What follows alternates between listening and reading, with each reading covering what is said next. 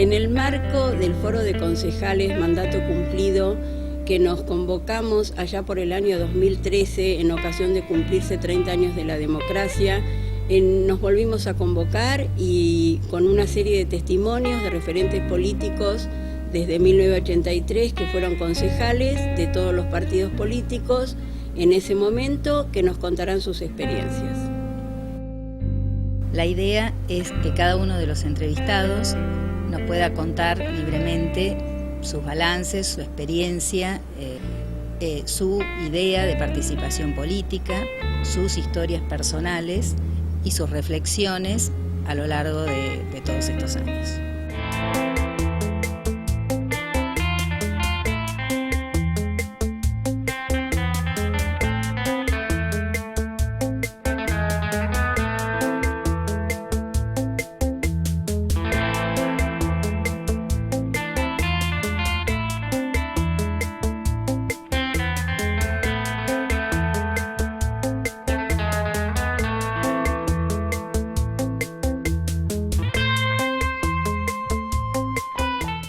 Soy nativo de acá, de Rojas, y toda mi familia ha vivido toda su vida aquí.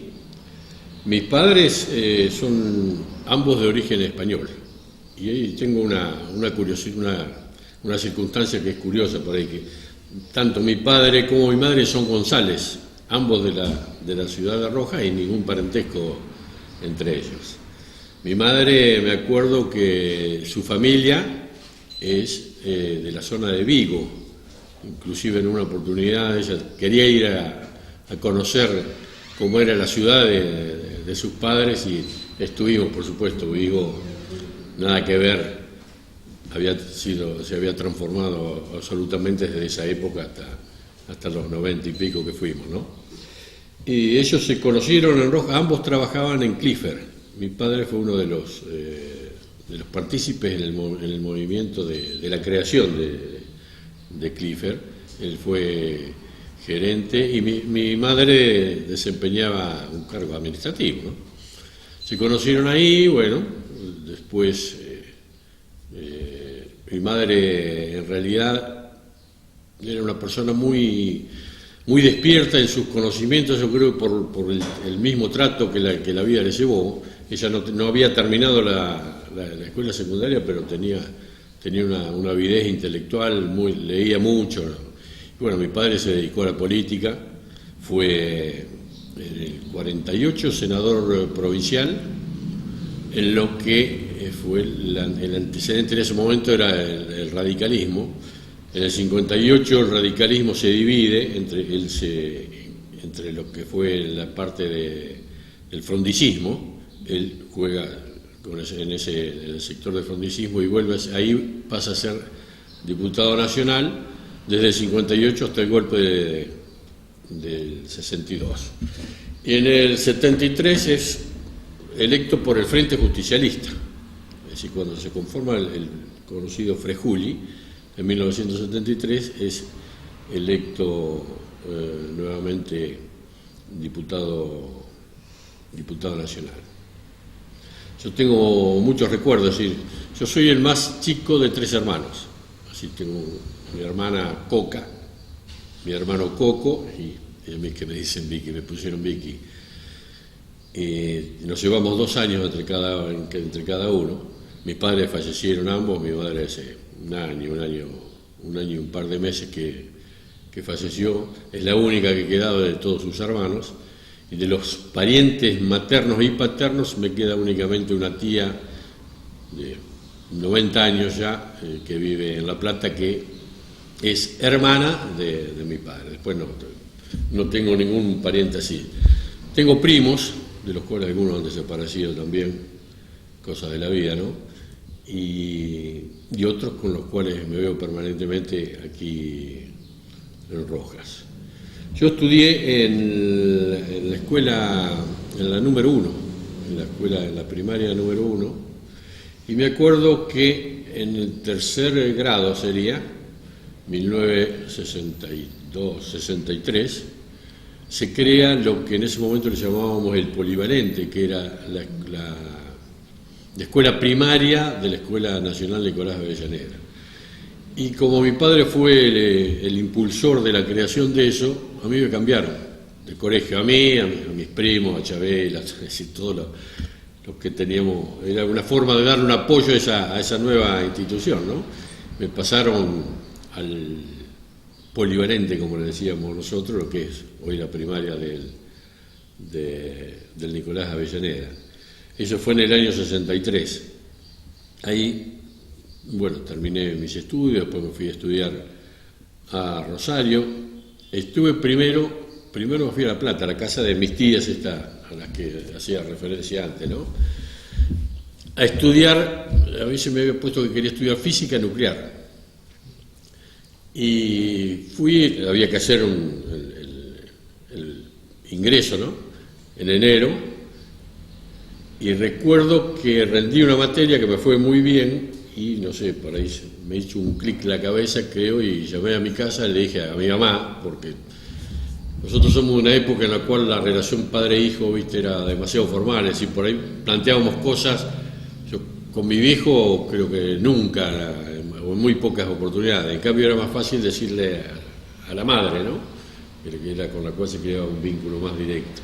Y le dije que no quería estudiar eso, que me volvía, que quería ser abogado. Y bueno, y fue así. Me vine de La Plata y en marzo empecé a estudiar en Rosario, en la Universidad de Rosario. Hay un paso intermedio en eso, si yo soy de la clase de secundario, es decir, en realidad no pertenezco, de la clase 67 y 68. El último año, es decir, yo termino cuarto año y se me dio, no sé por qué, de rendir libre quinto año. Es decir, yo tenía que terminar con los que terminaban en el 68 y en realidad terminé con los de la promoción del 67, que era el año anterior al mío. Y me quedó una de las cosas que me quedaron grabadas. En ese momento la directora era la señorita Díaz Lobotti, la Pajarito, como le decíamos nosotros.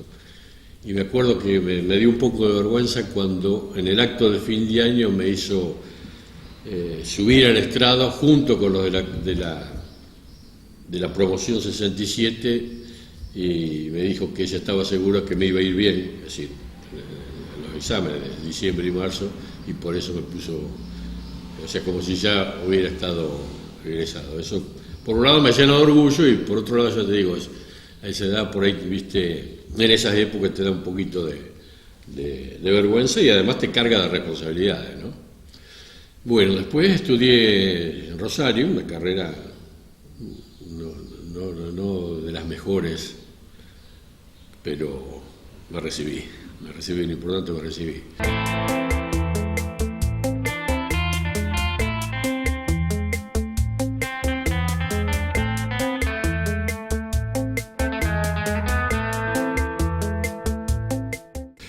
Yo en Rosario tengo un recuerdo muy especial. Para mí creo que debe haber sido una de las mejores épocas de mi vida. Ahí, en mi casa, debemos decirlo, mi casa es una casa política. Si yo lo único que escuchaba hablar era de política, mi padre hablaba con los amigos, hablaba por teléfono, decía permanentemente.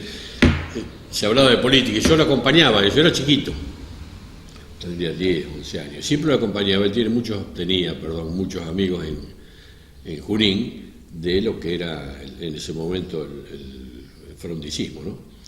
En el 58 así se dividieron en UCR y UCRI, Unión Cívica Radical y Unión Cívica Radical Intransigente. Él, como ya habíamos dicho, estaba en el frondicismo. Tenía muchos amigos y yo lo acompañaba. Me acuerdo todavía que esas cosas que te quedan, viste, que un día veníamos, creo que de un acto en Bedia, yo era muy chiquitito, por un camino de tierra, o sea que era para aquel lado, no era de Junín, seguro, no recuerdo exactamente, y tuvimos un accidente. Es decir, llegamos a una curva y mi viejo que manejaba, pasamos de largo, viste, y caímos dentro del campo. Por suerte no hicimos nada. Me acuerdo que mi padre se cortó con su anteojo, él usaba anteojos, se cortó el párpado. Y es como, viste, como te quedan esas cosas, esas imágenes, viste, lo veía con el párpado cortado.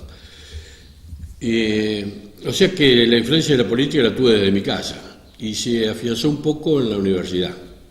En la universidad uno a esa edad, todo joven, siempre, es decir, hay un dicho, es decir, quien no es medio zurdo, pongámosle, como decíamos, a esa edad es porque en realidad no tiene vivencia. Mi primera reunión, mi primera experiencia, mejor dicho, fue en una toma de la facultad. Yo era, como diría el general, un imberbe que venía del interior, que no entendía o no había participado, mejor dicho, en todas esas cosas, ¿no? Y tomamos. Yo estaba ahí, participé, ¿no? La Facultad de Derecho. Y me acuerdo que había que quedarse a hacer turnos a la noche, y había una compañera que yo no conocía, que había conocido ahí, que estábamos en una ventana de las que da a la calle Córdoba de la Facultad de Derecho, de la avenida Córdoba de la Facultad de Derecho de Rosario, y estábamos ahí hablando no sé qué, y por ahí sacó una pistola. Recuerdo, no digo el nombre porque a ver si no creo que le traiga ningún problema a esta altura, ¿no? Y la dejó ahí. Yo supongo también que o sea, no era de la, como decíamos en ese momento, de los pesados, nada por el estilo, por ahí, ¿viste? Era hija de un militar, de un teniente militar, que a lo mejor eso le ha facilitado tenerlo, ¿no? Por supuesto, miro, pues, la primera sensación fue medio de, no sé si de asombro o de miedo, sinceramente. Bueno, eso pasó, me quedó, es una de las cosas que me quedó grabada. Pero, sin lugar a duda, la época de estudiante y militancia en la universidad y los momentos que viví en la ciudad de Rosario deben haber sido, no sé si no, uno de los más felices de toda mi vida. Es decir, la militancia era otra cosa. Es decir, ahí creíamos, hoy a la vista, después de 40 años, por ahí estamos equivocados, ¿no? Pero creíamos en lo que hacíamos y en lo que deseábamos. Es decir, hasta llegamos a creer que desde el peronismo se podía construir un socialismo nacional. Entonces uno lo ve hoy, es decir, por ahí estas cosas suenan fuera de época o como un trastorno, pero para hacer un análisis histórico hay que ubicarse en ese momento.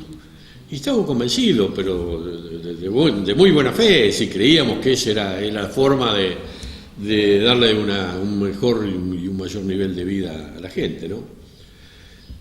Hoy, analizado desde la perspectiva de los 40 años, creo que en el fondo, sí, por más que las intenciones fueran buenas, estábamos bastante equivocados. Es decir, y fundamentalmente lo que era la cúpula, o lo que fue la cúpula de esos movimientos, que terminaron siendo movimientos armados, que incluso terminaron levantándose contra gobiernos constitucionales, es decir.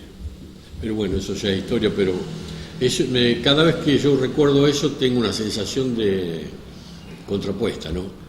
Es decir, por un lado me parece, ya te digo, que fueron los momentos más lindos de mi vida, es decir, porque uno militaba totalmente convencido, era puro. Yo creo que la palabra decir había pureza en la militancia, pureza y convencimiento. Hay una cosa también que me quedó grabada de esa, ¿viste?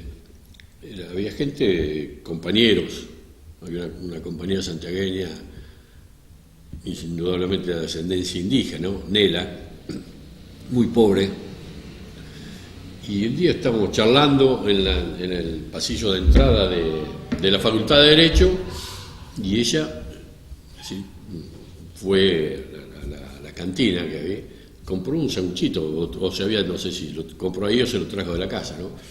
Estaba comiendo el sándwich y había otra compañera, y me quedó grabado, una chica muy pobre, que a lo mejor lo único que comía en todo el día iba a ser eso, y cortó el sándwich por la mitad y se lo dio a la otra compañera. ¿Viste? Cosas que uno por ahí no las ve muy frecuentemente. Son como fotos que te quedan en la memoria y que son un aliciente para creer que todo, no todo está perdido, que hay muchas cosas, ¿viste?, que todavía se pueden salvar, ¿no? Hoy ha cambiado, hoy la militancia es distinta. Bueno, cambió la vida, el mundo, cambió la tecnología, ya no se milita de la misma manera, ¿no?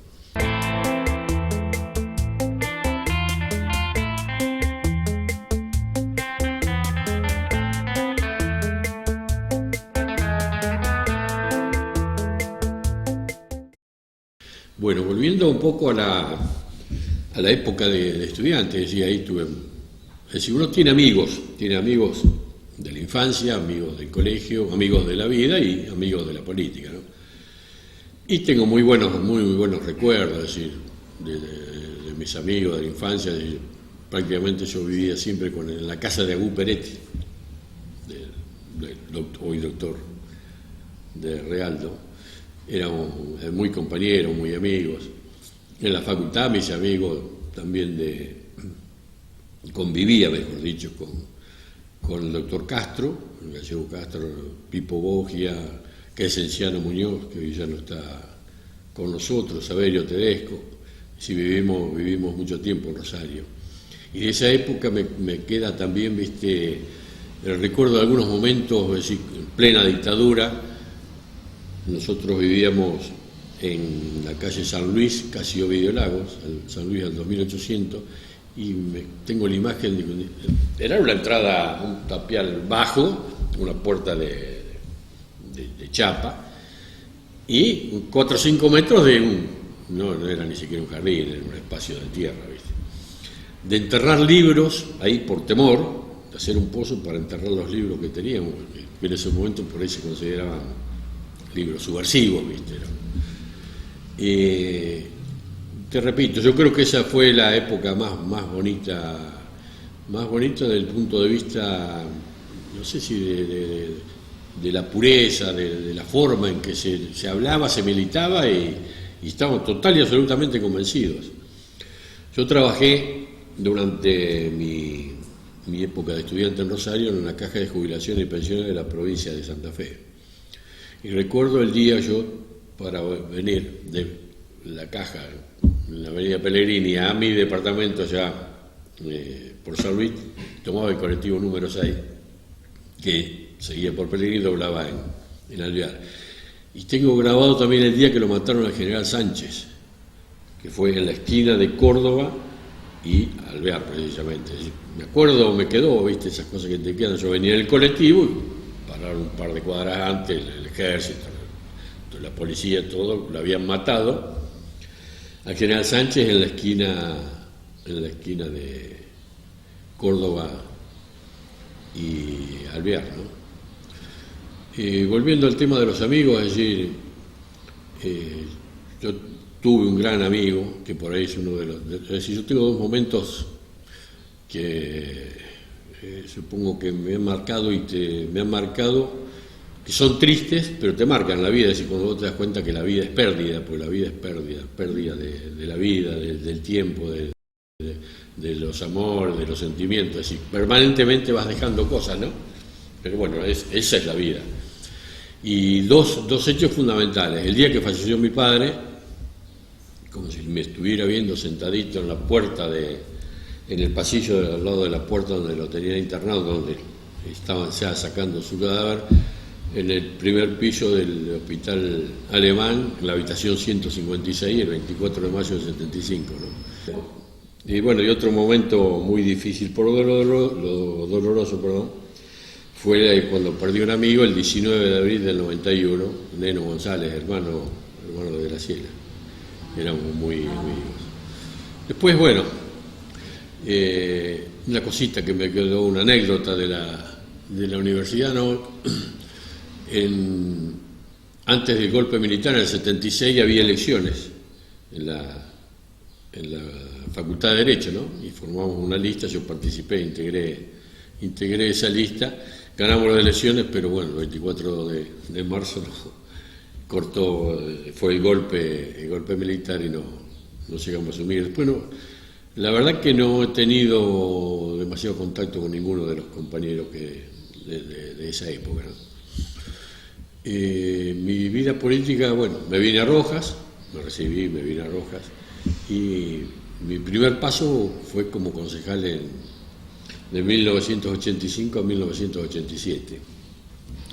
En realidad, uno en los cargos legislativos es muy difícil cambiar las cosas.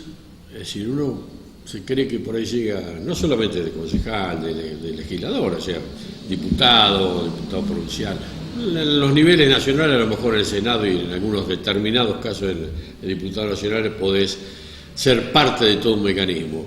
Pero después en el resto yo creo que lo importante es acompañar. Es decir, algo que tenemos que aprender. Es decir, quien gobierna, si hoy es de nuestro partido, mejor para nosotros. Si es de otro partido, tenemos que ayudarnos. Tenemos que dejar de lado las mezquindades, de decir que no, que nosotros somos los únicos que podemos gobernar, que los otros, no sé, son de otra clase política que en realidad no quieren el bien. Yo creo que cada uno quiere el bien de la gente. Me puedo arriesgar a decir que el 99% de los que participamos en política queremos que todo vaya bien, cada uno con una determinada metodología, con un determinado criterio para llevar adelante las cosas, pero nadie quiere que le vaya mal al país ni a la gente. Al contrario, la mayor satisfacción que podemos tener es ver que la gente está bien, que va progresando. Yo creo que, te decía, desde los cargos legislativos tengo algunas anécdotas así, más que nada risueñas. Fundamentalmente, como yo llegué a la Cámara de Diputados, también creía que, bueno, había llegado a la Cámara de Diputados, una cosa muy importante, que indudablemente es un cargo importante, pero después al poco tiempo te das cuenta que no son demasiadas las cosas que podés hacer. Es decir, podés participar de un grupo que tenga un determinado nivel de poder a nivel legislativo, pero las cosas se transforman desde el Ejecutivo, por supuesto con el acompañamiento de los demás poderes, y yo creo que es necesario acompañamiento de la fuerza que en su momento sea la oposición. Si no, no vamos a salir nunca, vamos a estar en un círculo permanente de avance y retroceso. Hace años que avanzamos, que estamos 4 o 5 años bien, después mal, viene una crisis, y estamos, después de cada crisis, peor que antes. Es decir, porque no es que estamos en una crisis, vamos bien, aparece otra crisis y volvemos al punto de partida. No volvemos al punto de partida de la crisis, volvemos más atrás, cada vez está peor. Es decir, una de las cuestiones que es muy importante tener en cuenta y que yo creo que es indudablemente la mayor deuda de los 35 años de democracia que tenemos son los niveles de pobreza que hay. Es decir, en el 83 no existían estos niveles de pobreza. Nosotros, fundamentalmente, inclusive como partido, debemos asumirlo. 2/3 de todos estos 35 años los hemos gobernado nosotros. Tenemos que ser conscientes de que, es decir, la pobreza no es un problema de este gobierno, del anterior, es un problema de todo. Yo creo que es un problema, inclusive no solo de la clase política, es un problema de la clase dirigencial. Sea quien sea, sean sindicatos, políticos primero de todo, sindicatos, empresarios. Yo como les decía recién, en mi casa escuchaba desde chico conversaciones sobre política y eso. Lo que vienen repitiendo empresarios, de que no se pueden abrir al mundo, que precisan tiempo para acomodar sus empresas, para ser más competitivos, yo lo escuché hace 40 años en mi casa. 40 años. Y pasa un gobierno y vuelven con el mismo planteo. Es decir, hay una clase empresaria, muchos de los cuales se han enriquecido a costa del resto de los habitantes de nuestro país. Es decir, el mundo es competencia. Hoy hablamos de fronteras, no existen más las fronteras desde el punto de vista de lo que es comercial. Es decir, la globalización es una realidad. Por más que haya gobiernos que hoy, fundamentalmente Estados Unidos, están cerrándose en sí mismos, pero no pueden evitar la globalización. Es decir, necesitan de los chinos.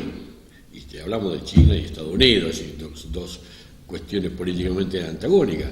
Los chinos se han abierto, los chinos no son más comunistas, no hablan más de comunismo, hablan de capitalismo. Hace poco el Congreso del PC chino acaban de volver a reformar la Constitución, estableciendo parámetros más de libertad económica. El mundo, como la vida, es decir, no la podemos desarrollar solos, necesitamos del resto. Es decir, necesitamos del resto en nuestros ambientes familiares, necesitamos del resto en nuestra ciudad, en el país, y necesitamos del resto del mundo para poder crecer y ser mejores.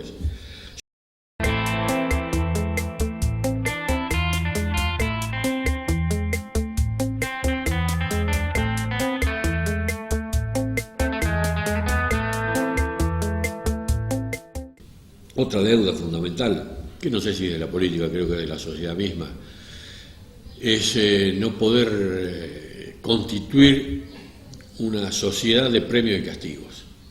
Es decir, tenemos que entender que tiene que haber premios en el castigo,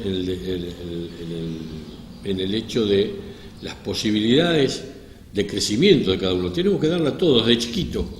Ayer lo escuchaba a Mane decir, la pobreza más grande es la pobreza que se tiene desde pequeñito, desde un año, es decir, cuando empiezan a crecer, que no tienen nutrientes, que no desarrollan, es decir, que van a terminar siendo analfabetos tecnológicos, porque no tienen la posibilidad.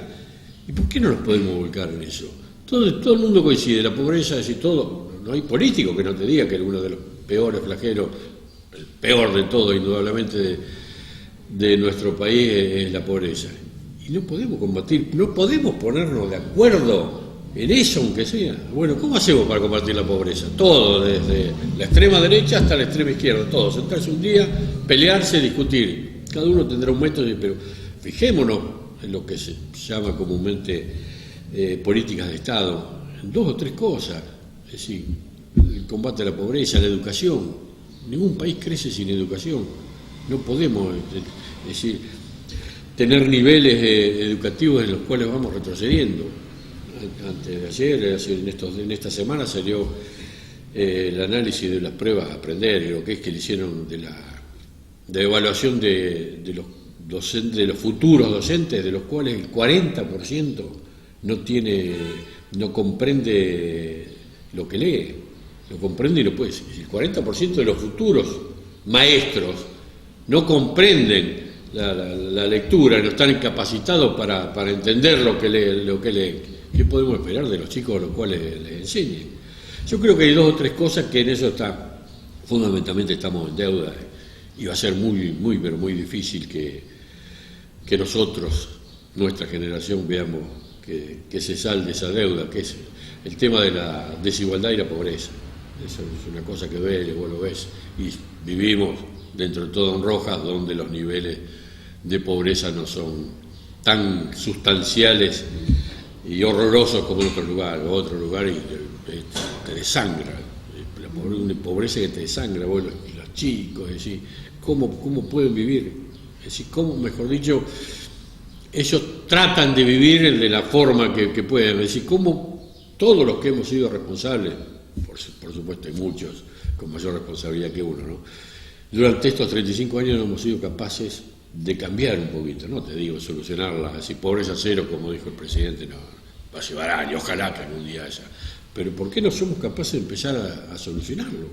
Es decir, que cada día haya menos pobres, no más pobres, que cada día haya menos pobres, que sepamos distribuir los alimentos que tenemos, que dice que podemos alimentar a 400 millones de personas y no somos capaces de alimentar a 20 millones de pobres que tenemos, o el 50% de los chicos, el 48% que viven en la pobreza.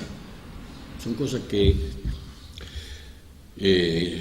repito, son deudas pero muy grandes, y cosas que yo simplemente no comprendo cómo puede haber tanta mezquindad, porque en realidad por ahí se trata hasta de mezquindad, porque lo uno que escucha y los carteles, que uno quiere ser candidato, el otro, pongámonos de acuerdo, pongámonos de acuerdo en un programa, dentro de cada partido, por supuesto, y después sentémonos en una mesa grande, hagamos un acuerdo en cosas básicas, ¿no? Cosas que hay que sacar de la discusión política. La lucha contra la pobreza no puede estar en la discusión política, la educación y la salud tampoco pueden estar en la discusión política. Eso creo que es una de las deudas mayores. Y lo peor de todo, que yo no creo que se pueda hacer, no veo la solución a corto plazo. No lo veo, es decir, uno por las funciones que ha desempeñado, por ahí los conoce algunos, los ve, y muchos están pensando en ser, nada más, ser, y vos por eso, es uno, tenés la confianza suficiente de decir, ¿ser para qué? Para ser, para tener un cartelito, soy tal cosa, soy presidente, gobernador, intendente, que bueno, en los niveles municipales tampoco se puede cambiar demasiado. Es decir, otra cosa que tenemos que entender, el intendente de Rojas no puede cambiar Rojas, puede ayudar a cambiar Rojas, pero Rojas, como todos los pueblos, se cambian desde arriba, es decir, con amistades políticas, con influencia política, pero Rojas no tenemos ni siquiera algo que se hace valer en la política, que son votos, y Rojas tiene un caudal de votos que existe en 2 manzanas de La Matanza. Entonces, si vos no tenés relaciones con los ministros, con los secretarios, con el gobernador, y vas a pedir la ruta 45, así no te la van a sacar nunca. La pueden sacar, o sea, porque estratégicamente, después de la construcción de la 50, ha dejado de ser una prioridad para la región, entonces la van a sacar algún día que uno tenga de amigo al ministro de Obras Públicas o al gobernador y diga, bueno, ¿cuánto? No tiene incidencia el valor de terminar la 45 en el presupuesto de la provincia, entonces lo saque. Es decir, hay muchas cosas que se consiguen a través de eso. La política tiene esas cosas, ¿viste? Te da muchas satisfacciones, pero indudablemente también te deja, no sé, un sinsabor, ¿viste? No sé si, no de desesperanza, pero algo así como que, ¿viste? Que algo amargo, ¿viste? Ver que han pasado los años y que en vez de estar un poquitito mejor, o a esta altura ya estar como estábamos hace 35 años sería todo un logro, y ves que no se dan, al contrario, que cada vez vamos para atrás y para atrás. Y una cosa que a veces me desespera, yo creía mucho en la tecnología, que en la tecnología, la revolución de la tecnología, la digitalización, los medios de comunicación, iban a llevar a nuestros jóvenes a darse cuenta que se puede vivir de otra manera. ¿Por qué voy, agarrás este celular, apretás un botón y querés saber cómo viven los chinos, cómo viven en Rusia, cómo viven en Noruega, en Suiza, en España, en Francia, en Estados Unidos? Apretás un botón y lo ves. Entonces te vas a dar cuenta que existe otra forma, que hay otro mundo, que se vive de otra manera, donde se pelean y hay mezquindades como hay mezquindades acá. Pero por ahí tienen otros objetivos. Si los chinos piensan a 50 años, nosotros no pensamos ni a 50 días, ni a 5 días. Es decir, ¿cómo hacemos para insertarnos en ese mundo? Porque todo esto nos va dejando cada vez más atrasados interna y externamente. Es decir, cada vez estamos más lejos de conseguir las cosas si no cambiamos la mentalidad. Y reitero, una de las mentalidades fundamentales que hay que cambiar es la del empresariado argentino. Es decir, tiene que darse cuenta que, para ganar plata hay que, nosotros los abogados, cualquier profesión, si vos querés ser un buen abogado, tener muchos clientes, a la media cuadra tenés otro, si el otro es mejor que vos van a ir a buscar al otro. Es decir, tenemos que tener las capacidades de competencia, ellos tienen que darse cuenta, y te repito, lo vuelvo a repetir porque es algo que permanentemente lo tengo en la cabeza. Yo hace 40 años escuchaba del empresariado argentino las mismas cosas que dicen hoy, que no pueden competir, que si vienen los chinos son baratos, que los explotan. Esto mismo, con otro nombre, a lo mejor antes era del sudeste asiático, donde sea, esto mismo lo vienen planteando. Y en los 40 años lo único que han hecho, han tenido un mercado cautivo y se llenaron de plata ellos. Y la gente cada vez vive peor.